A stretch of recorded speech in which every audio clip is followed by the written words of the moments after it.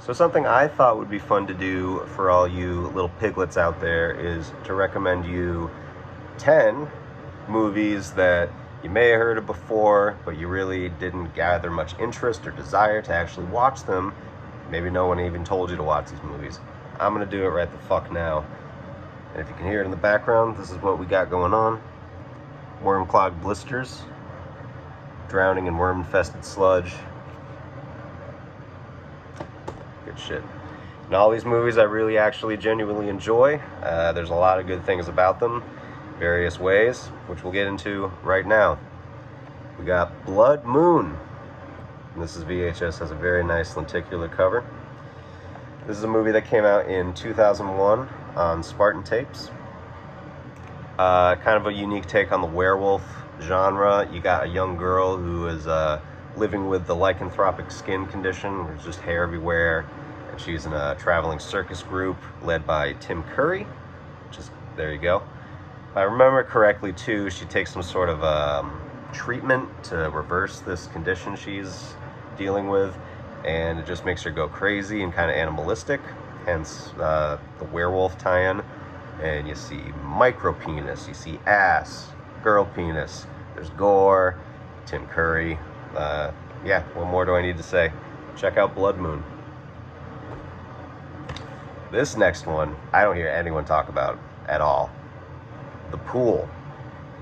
This is a really fun movie, released on Artisan. This tape. This movie came out in 2002. And this is a really fun slasher movie. It takes place in like a pool hall, essentially.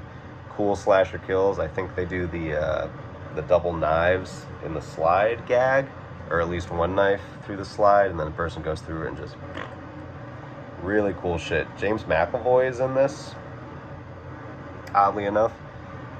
Really recommend The Pool. Cool, underrated little slasher movie right there. This next one, if you were like me and you were incredibly disappointed with Bloody Murder, the movie Bloody Murder, which we should all remember because of the Friday the 13th ripoff, artwork, killer, whatever, you should check out Bloody Murder 2. This fixes all the problems of Bloody Murder 1. Bloody Murder 1 did the really shitty cutaway kills, lots of gore in this one. Also, Tiffany Shepis is in this one. And, you know, she does her thing, if you know what I mean. Yeah, Bloody Murder 2 is a really good time. Good little slasher movie, very fun. Lots of gore. Some really mean-spirited kills, too. Yeah, recommended. This is one of my favorites. Mosquito. I have a soft spot for killer bug movies, and Mosquito is the perfect combination of good creature kills, practical effects, wacky zany characters, including what the fuck's his name? I'm gonna not get it right. The guitar player from the Stooges, who was also in Frostbiter. But yeah, Mosquito. You got Gunnar Hansen, goopy, pus-filled kills, lots of crazy shit. This is just an all-around good time. And this tape was also very cheap for some reason. You can find this at a very affordable price. Highly recommend Mosquito. You need to check it out. If you're also like me and you're in this age range, you have a very soft spot for the Sci-Fi Channel original movies, which would usually premiere every Saturday or Friday. This is in that kind of vein. Boa versus Python. This is a good time. I really, really like this movie. I also like Python. I've never seen Boa, but Boa versus Python is just that perfect, like 10 o'clock in the morning, you're watching Sci-Fi Channel kind of vibe. It's wonderful. You get some good nudity in here. It never really slows down. There's a couple like slow talking scenes, but you get a lot of the snakes. You get a lot of, you know, hunky macho characters, hot ladies. It's the total package. So yeah, Boa versus Python. That's a good one. This next one, I have a very interesting fascination with very weird movies that are marketed towards children or the younger audience, it's kind of interesting to see what kind of dark shit that they thought that they could actually like market towards young people. This is one of those movies. Doggone. Also, you got a lenticular cover. So there you go. You got the bully from Christmas Story. Okay, this movie. So, main character is a dad cop with a dog. He's chasing a villain, or he's on a case, whatever. Dog dies, tragically. The dog then possesses Bully from Christmas Story. Bully from Christmas Story guy is the dog. This man is acting like a dog the whole time, panting, tongue out, begging, everything. It's very weird. It's bizarre. It's a good time, especially with some friends. I always recommend this movie. If you like really weird children's movies, look at that shit. Doggone. This movie recently got reissued on Blu-ray by Saturn's Core. Very well deserved. At Dawn They Sleep. I love this movie.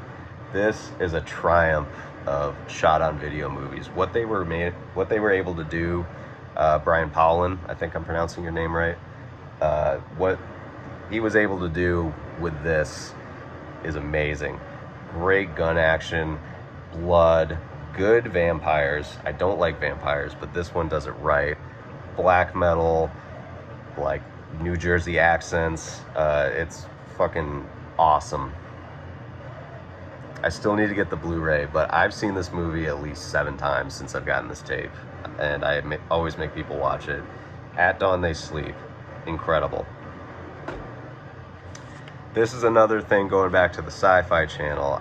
This movie showed a lot on the Sci-Fi Channel, if I remember correctly. I always enjoyed watching it. Scarecrow, put out by the infamous and always reliable York Video on the yellow tape too. Scarecrow is kind of like everything you would want in a bad movie. You got really old people playing high schoolers. The dialogue is bad. The actual monster is ridiculous. He's doing like kung fu flips and like he's punny. You know what I mean? There's just Scarecrow puns all the time. Tiffany Shepis is also in this. My girl. Yeah, Scarecrow is wonderful. And do not watch the sequels. They're actually bad. But Scarecrow is like the perfect bad movie. And I have a very, very deep love for this movie. And I hope it gets put on Blu-ray soon. I would buy the fuck out of that. Wrapping up here, we got 2 more. Silent Night, Deadly Night Part 5 is crazy. This movie is actually getting a little bit of, attention I've seen in the last couple years. But this movie is crazy, and that cover art is iconic too, especially when you flip it to the back. You got this super drippy kill right there, the toy coming out of the dude's eye. But yeah, this movie is very wacky. I feel like I don't really want to spoil a whole lot of it, but if you are going to watch a Silent Night, Deadly Night sequel that isn't number 2, you need to check out number 5, because this is a really, really fun time. And last one, from good old Brain Damage Films, Hell's Highway. This is a great movie. Shot on video, or shot on digital, camcorder or whatever. Super low budget. Joe Castro does the makeup effects, which is great. He always does a fantastic job, if you've seen Terror Toons or any of his other films. But the story in this is actually very cool. You got Phoebe Dollar, too, as your main villainess, I suppose. Great gore. Again, Joe Castro. Good monsters. But yeah, I actually really enjoyed the story of this one. It chugs along. It does its thing. It's obviously incredibly low budget, so if that's not your thing, you might have some trouble. But if you are trying to get into really low budget, shot on video, shot on digital camcorder movies, you should check out Hell's Highway. Really good one. Recommend this.